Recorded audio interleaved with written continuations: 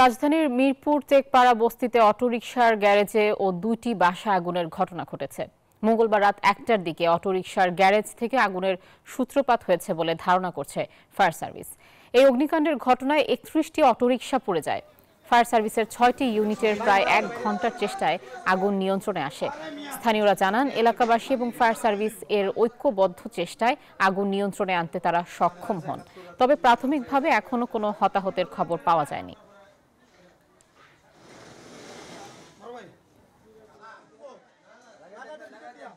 একটা 22 মিনিটের সময় মেসেজ পাই টেকপাড়া মিরপুর 14তে বস্তিতে আগুন লাগছে। মেসেজ পাওয়ার সাথে সাথে আমরা 2টা ইউনিট নিয়ে যথারীতি ঘটনাস্থলে আসি এবং বস্তিবাসী আমাদেরকে সার্বিকভাবে সহযোগিতা করেছে, যার পরিপ্রেক্ষিতে আমি 1টা 50 মিনিটের সময় আগুনটা নিয়ন্ত্রণ করতে সক্ষম হই এবং এখানে মোট 7টা ঘর পুড়ছে আর কি, একটা গ্যারেজ সহ। আগুনের সূত্রপাত যেটা দেখছি সেটা হলো যে ওখানে যেটা আপনার রিক্সার গ্যারেজ ছিল, সেই রিক্সার গ্যারেজে ওরা যেটা মোটর থাকে ব্যাটারি থাকে, সেই ব্যাটারিটা চার্জে দিয়েছিল, সম্ভবত আর কি বৈদ্যুতিক গোলযোগ থেকে হতে পারে আর কি।